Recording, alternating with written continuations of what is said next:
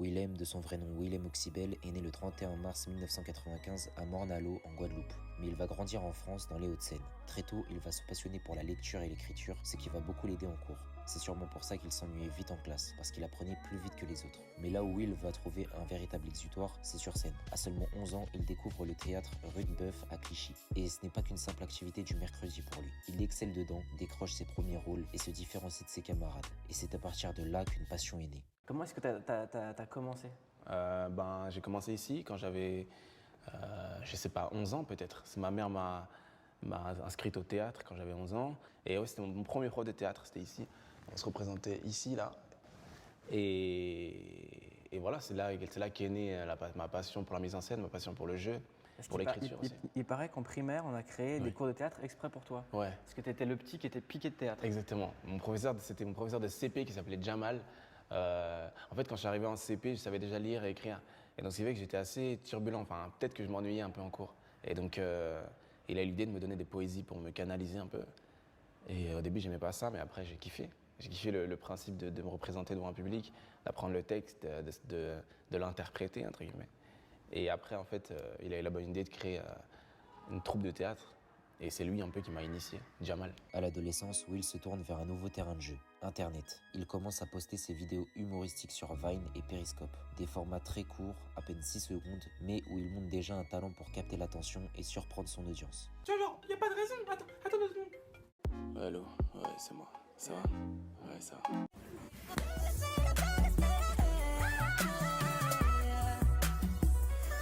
Pas mal, je vais le tweeter. Attends une minute. Dans tweeter, il y a thé, et dans un thé, il y a des morceaux de sucre. Qui dit morceaux de sucre? Des morceaux de gâteau, comme un petit beurre, par exemple. Lui, comme Lucifer. En 2015, il décide de passer à la vitesse supérieure et s'installe sur Facebook. Ici, plus de limite de temps. Il peut enfin développer pleinement ses scénarios. Des histoires immersives, des dialogues percutants et surtout des plot twists qui laissent tout le monde sans voix. Il va poster au début pas mal de vidéos courtes et humoristiques. Attention.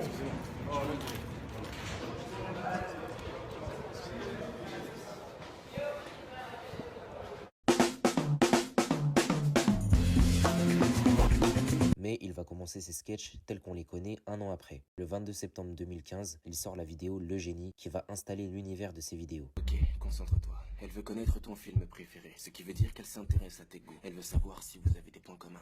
Il suffit donc que tu devines son film préféré et tu passeras pour son âme sœur. L'histoire se passe dans un cours de maths totalement banal, où il est assis à côté d'une fille qui lui plaît. Elle lui demande son film préféré, mais pour la surprendre, il va essayer de trouver son film préféré en prétendant que c'est aussi le sien pour qu'elle pense que c'est son âme sœur. Avec tous les détails présents sur la table, il va réussir à trouver enfin son film préféré. Pour une première vidéo dans ce style-là, je trouve ça très fort. Après ça, il va sortir une seconde vidéo, le mot de passe. Ce qui s'est passé, c'est que j'avais rendez-vous avec ma copine tout à l'heure.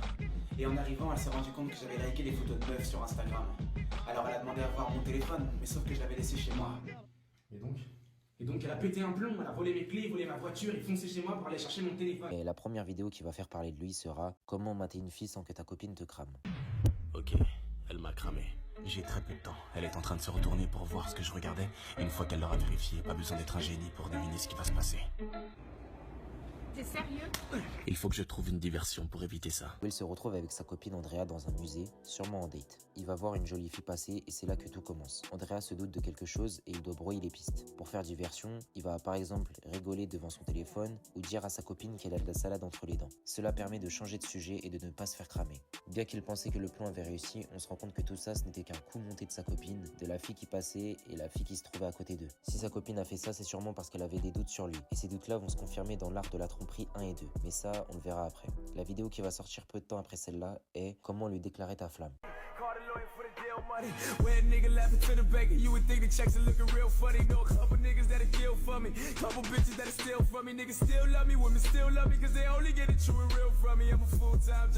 Dans cette vidéo, Will a des sentiments pour Chloé mais pas pour Andrea. C'est important de le rappeler pour la suite. Il va du coup, après des mois d'hésitation, lui avouer son amour pour elle. On le voit dans la vidéo repousser une voiture qui a failli l'écraser. Une fois arrivé chez Chloé, il lui dit tout ce qu'il a sur le cœur. Qu'au début, il la voyait comme une amie, mais que plus le temps passait, plus il s'attachait à elle, jusqu'à ce qu'il en tombe tombe fou amoureux et finit par lui dire Je t'aime, Chloé. À ce moment-là de la vidéo, on se demande pourquoi elle ne lui a rien dit. Quand on reçoit une déclaration comme ça, qu'on ait les mêmes sentiments ou pas pour la personne, personne ne reste indifférent. Et tout s'explique quand elle passe à travers Willem, comme si ce n'était qu'au final un fantôme. Ça explique qu'au moment où il a traversé la route, la voiture n'avait pas freiné, mais l'avait bel et bien renversé.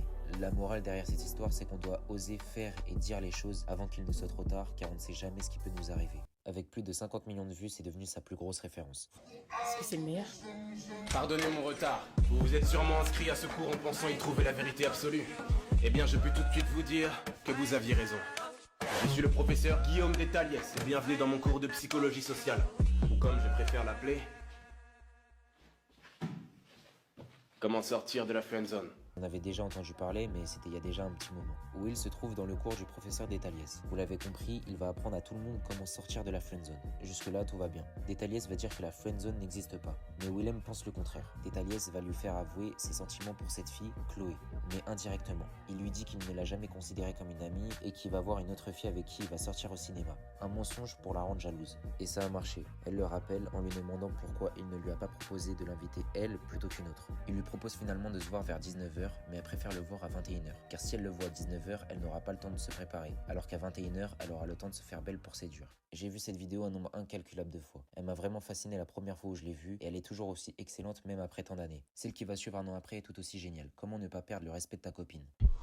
Ces 3 gars là-bas, ils galèrent. Alors ils feront forcément une réflexion à la moindre fille qui passera. Sachant que celle qui m'accompagne est très bien faite de sa personne, pas besoin d'être un génie pour deviner ce qui va se passer. Un truc du style, il est pas un peu trop petit ton débardeur? Et vu le caractère culotté de celle-là, elle est tout à fait capable de répondre « Je l'ai pris dans le tiroir de ta mère ». Et ça va l'énerver. Alors soit j'interviens et je suis seul contre 3, soit j'interviens pas et je perds tout son respect. Andrea se promène quand tout d'un coup, 3 gars commencent à la mater. Évidemment, ça n'a pas plu à Andrea et Will le savait d'avance. La vidéo a commencé par un pile ou face et pour ne pas risquer de perdre un 3v1 avec lequel il va perdre aussi le respect de sa copine, il décide de prendre l'autre chemin en prenant la fuite. Les 3 gars vont donc le poursuivre et il va utiliser la pièce qu'il avait au début pour écarter 2 d'entre eux. À la fin, il ne reste plus que le leader du groupe qui se fait défoncer par sa copine. N'oubliez pas qu'elle a un sacré caractère quand même. Les liens du sang aussi est intéressant à analyser. Will se retrouve cette fois-ci chez sa psychologue en lui expliquant qu'il a des petites querelles avec sa sœur, malgré qu'il tient beaucoup à elle. Mais elle a été victime d'agressions sexuelles il y a quelques temps et ça l'a rendu fou. Chaque policier ou des personnes qui pouvaient l'aider à retrouver les coupables ne le croyaient pas. Alors il les a tous tués un par un. Le premier policier, je l'ai trouvé et je l'ai tué. Le deuxième, je l'ai tué. Le troisième policier qui assistait à l'agression de ma sœur depuis sa voiture sans intervenir, je l'ai tué. La policière qui a mis ma sœur sur attente, celui qui a refusé ma plainte et celui qui ne m'a pas cru, je l'ai tué. Je l'ai tué. Je l'ai tué.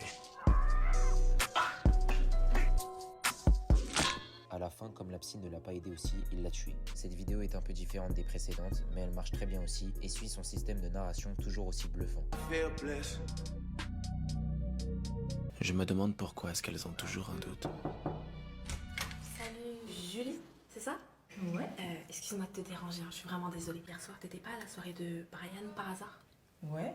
Oui, et est-ce que t'aurais dansé? Parce que j'ai entendu dire que t'avais dansé toute la soirée avec Will. Will? Oui. Je fais beaucoup d'efforts pour être irréprochable.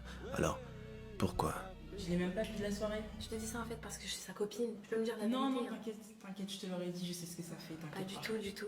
Non, je l'ai pas vu. Alors pourquoi est-ce qu'il leur arrive parfois de penser que je ne suis pas celui que je prétends être? Et enfin, désolée de t'avoir dérangé, d'accord? Je suis bien pire que ça. Ces vidéos-là, Will nous montre comment il trompe chacune des filles qu'il fréquente. Le plan est le même pour chacune. Être intelligent, gentil, drôle, attentionné. En gros, être irréprochable avec les filles et leur entourage, comme leur famille par exemple. Mais dans la deuxième partie, il va être pris au piège.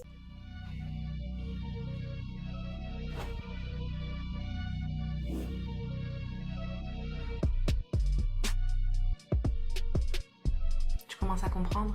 Il a fait attention à chaque détail, n'a fait aucun faux pas, mais il va perdre à son propre jeu quand même. Andrea va clairement lui gâcher la vie en simulant une tentative de meurtre. Il a perdu toutes ses conquêtes et est accusé de meurtre. On dirait bien que c'est la fin pour lui.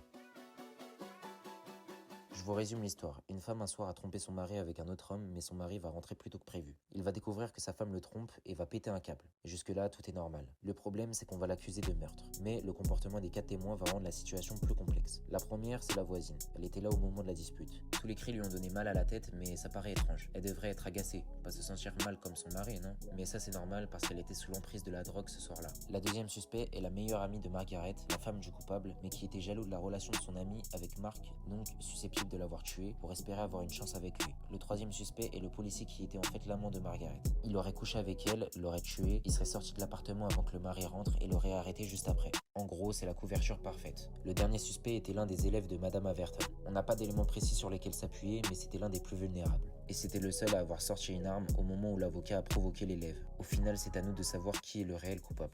Depuis combien de temps vous êtes amoureuse de Marc? Vous l'avez qualifié de gentil, patient, intelligent. Ceci est faux, j'ai rarement eu l'occasion de défendre quelqu'un d'aussi bête et détestable que cet homme. Vous êtes illusionné et ça ne peut qu'être par l'amour, alors. Vous étiez jalouse? Non. Est-ce que ça vous aide de voir avec elle? Mais Ça devait pas être simple. Elle était aimée de tout le monde et en plus par l'homme que vous aimez. c'est pas lui. Vous avez appris qu'elle le trompait. C'est juste Vous étiez que- jalouse de votre meilleure amie, C'est juste- amoureuse de son mari. Concernant cette histoire, il y a eu plusieurs théories dans les commentaires et je vais vous en lire quelques-uns. Ça c'est moi. Bon, ne vous fiez surtout pas à l'abondance de mes cheveux blancs. J'ai même pas encore 50 ans. Je suis riche, milliardaire et célèbre à la tête du plus grand empire industriel et commercial de tous les temps, bla bla bla. Ouais, comme le résume bien ces jeunes étudiants, je suis probablement le plus grand homme d'affaires du monde. Ouais. Will est un cinquantenaire extrêmement riche. C'est même lui l'homme le plus riche de tous les temps.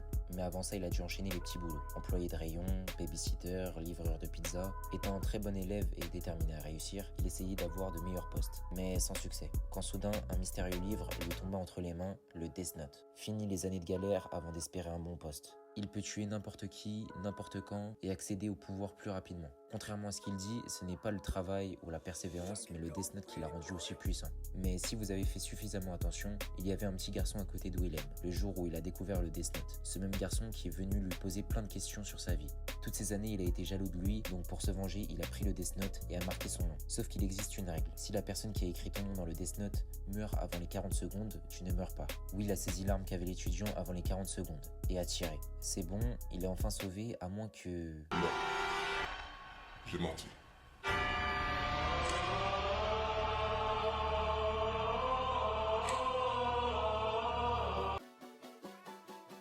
Heureusement, on n'a pas eu le droit à une suite décevante, car la deuxième partie est complètement différente de la première. Ne fais pas remarquer et reste bien attentive. Parce que c'est le meilleur. Grâce au succès du premier cours, il y a eu beaucoup plus d'élèves dans le cours de Monsieur Détaliès. Au début, on reprend la dynamique de la première partie, mais une étudiante va interpeller le professeur. Elle affirme que ces leçons contribuent à détruire des amitiés plutôt qu'à créer des relations amoureuses. Face à cette critique, Guillaume Détaliès décide de démontrer en temps réel l'efficacité de ses théories, bien que la fin n'est pas celle à laquelle on s'attend. C'est la dernière vraie vidéo de Willem, sortie en 2019. L'histoire au départ est assez simple. Je dois rencontrer mon futur beau-père pour la première fois aujourd'hui. Bonjour, monsieur, enchanté de vous rencontrer. Mais alors que j'étais arrivé devant chez lui, ma fiancée m'avait appelé pour me dire qu'elle serait en retard. Je suis désolée, je serai là dans 3/4 d'heure. Et vous, attends-moi devant. Rien de bien méchant, vous me direz. Mais son père, je ne l'ai jamais rencontré, je ne sais même pas à quoi il ressemble. Tout ce que je sais de lui, c'est qu'il est riche, puissant. Et d'après ce que j'ai compris, pas très sain d'esprit. Ce moyen métrage met en scène William, un jeune homme qui est sur le point de rencontrer pour la première fois le père de sa fiancée, Emily. La rencontre se fait dans une magnifique demeure, mais Emily est en retard de 45 minutes, laissant William seul avec son futur beau-père, un homme riche et puissant. Dès le début, on a une tension qui s'installe. Le père d'Emily soumet William à une série de tests psychologiques et des jeux d'esprit, cherchant à évaluer sa sincérité et sa valeur en tant que futur gendre idéal. Les échanges vont devenir de plus en plus intenses et révéleront les faces cachées de chacun des personnages. Si vous avez jamais vu la vidéo, allez la voir, franchement elle est exceptionnelle. J'ai dit que c'était sa dernière vraie vidéo, car celle d'après, qui est sortie le 2 novembre 2020, est une publicité pour Puma de 10 minutes.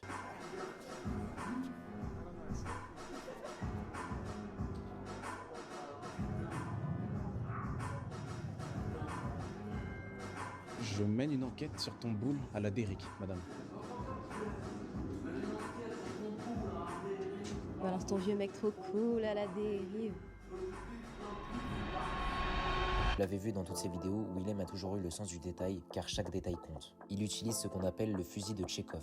Chaque élément introduit en début de vidéo trouve son importance plus tard. Il sème des indices subtils et pousse les spectateurs à revoir ses vidéos plusieurs fois pour capter toutes les subtilités. C'est du pur génie. Maintenant, place aux théories. Rappelez-vous que chaque détail compte et il faut aller plus loin qu'avec une vidéo, mais faire le lien entre chacune d'entre elles. La première théorie que je trouve la plus folle est dans Death Note. Au début, j'étais tranquillement en train de regarder, j'ai scrollé les commentaires jusqu'à ce que je tombe sur celui-ci. À 8 minutes 22, si on lit uniquement les premières lettres de chaque prénom, de haut en bas, ça donne RIP Andrea. Et c'est vrai, regardez par vous-même. C'est évident que ce soit fait exprès et je trouve ça fou perso. Et c'est vrai aussi parce que si on suit l'ordre des vidéos, c'est la dernière fois qu'on a entendu parler d'Andrea. Depuis le gendre idéal, on ne l'a plus vu. La deuxième théorie que je trouve vraie concerne la vidéo Le gendre idéal. On rentre direct dans la plus grosse hypothèse. Mec, j'ai trouvé la phrase qu'il faut pour prouver la théorie. Écoute bien, parce que j'essayais de trouver du sens à la phrase. Tu vois, à 26 minutes. C'est un truc simple, rapide là, en plus t'es costaud, tu seras crédible. Ouais, c'est exactement ça. Genre le mec il lui dit, en plus t'es costaud, tu seras crédible. Donc c'est quoi son dernier plan? C'est de se faire passer pour des gardes du corps. C'est exactement ce que je pensais. Ouais, c'est ce que t'avais dit aussi. Ouais, bah oui, c'est hyper logique maintenant. Donc première partie, en gros c'est un petit voleur. Il dit à son pote qu'il veut arrêter, mais il lui propose un tout dernier job. Il lui dit, viens, on fait quelque chose de plus grand. Oui, il refuse. Ou il accepte, ça on ne le sait pas. Oui, on sait pas si Will refuse ou accepte ça, on n'en sait rien. La dernière théorie, ce serait par rapport à l'ordre des vidéos. Il y a eu pas mal de théories sur ça, mais en les regardant toutes attentivement, la mienne est la plus probable. Tout commence avec le génie. Willem essaie de draguer sa voisine de classe dans un cours de mathématiques, car lui-même a fait des études là-dedans. Visiblement, il s'est retrouvé dans la friendzone. Chloé est sa meilleure amie, mais il veut aller plus loin. Il hésite beaucoup trop, mais le temps est précieux. On ne sait jamais ce qui peut nous arriver. Mais au final, il s'en sortira, il en a marre de la friendzone et va vouloir à tout prix en sortir. Pour ça, il va assister au cours du professeur Détaliès. Il va lui apprendre plusieurs techniques qui vont beaucoup l'aider pour après. Mais d'abord, ce qu'il faut retenir, c'est qu'il a réussi à rendre jalouse Chloé. Il va prétendre sortir avec une autre fille, donc il ne peut pas aller la voir. Chloé ne veut pas accepter ça et veut aller au ciné avec Willem. Il accepte. Grâce aux techniques du professeur Détaliès, il va devenir fort en séduction et va utiliser ces techniques sur plusieurs filles en même temps, en essayant de ne pas se faire prendre. C'est l'art de la tromperie. Évidemment, il va se faire prendre à son propre jeu. Toutes les filles se connaissaient et l'ont attrapé à la fin. Si Andrea a fait ça, c'est parce qu'elle doutait de sa sincérité. Et elle a eu raison. Elle va faire une fausse tentative de meurtre en faisant passer Will pour le meurtrier, alors qu'elle s'est tout simplement suicidée. Le procès suit exactement l'art de la tromperie. Tout le monde pense que c'est l'un de ces 4 témoins ou le suspect en question, alors que la soi-disant Margaret, qui est en réalité Andrea, s'est donné la mort elle-même en faisant passer Will pour le responsable. Ce n'est ni Will, ni l'un des 4 témoins. Ils étaient juste là au mauvais endroit, au mauvais moment. Si le dernier témoin a pointé une arme sur Will, c'est parce qu'il sait qu'il était là au moment du suicide. Will est toujours étudiant et bon élève. Il enchaîne les petits boulots et a un Death Note qui va l'aider à réussir dans sa vie plus rapidement. Il a atteint le sommet en tuant tous ceux qui se trouvaient sur son passage. Il devient de plus en plus mauvais. Maintenant qu'il est riche et puissant, il a eu le temps d'acheter une grande maison et de faire un enfant, sa fille dans le gendre idéal. Maintenant qu'on connaît le personnage, on sait qu'il a du mal à faire confiance aux gens. C'est pour cela qu'il va donner à son futur gendre une série de tests. S'il réussit, il sera pour lui le gendre idéal, mais il s'est fait avoir encore une fois. En voulant faire tout parfaitement, on n'arrive jamais à faire attention à chaque détail, bien que chaque détail compte. Avec un tel talent, les récompenses ne vont pas tarder à arriver. En 2017, il reçoit le prix de l'excellence du club Efficience et en 2021, il décroche le prix des arts et de la culture. Même des stars comme 50 Cent et Martin Lawrence vont le valider publiquement. Déjà, si on va sur son Instagram, on remarque un pourcentage dans sa bio, sûrement l'avancée de son prochain projet. Il a aussi ouvert un compte TikTok où il reposte ses anciennes vidéos qui ont déjà fait des millions de vues en très peu de temps. Tout le monde attend son retour et si ça ne s'est pas fait rapidement, c'est peut-être parce que personne n'a résolu cette énigme. Mais quelle énigme me direz-vous? Eh bien l'énigme qui permet de voir Rebecca, une vidéo que très peu de personnes ont vue et qui n'est plus disponible. Aujourd'hui, il prépare un film. Ce ne sont pas des rumeurs mais lui-même qui le dit. C'est pour ça que dans sa bio Insta, il nous a publié plusieurs vidéos qui concernent le film. Il nous parle du choix des musiques,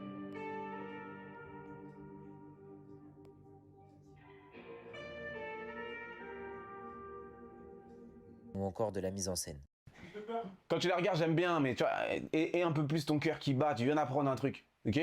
Tu viens d'apprendre un truc à l'instant, tu vois, les 10 dernières secondes. On arrête.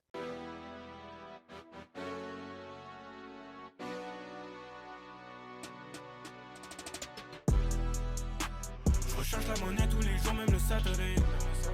Faudra se préparer, ça va péter le jour où je vais saturer.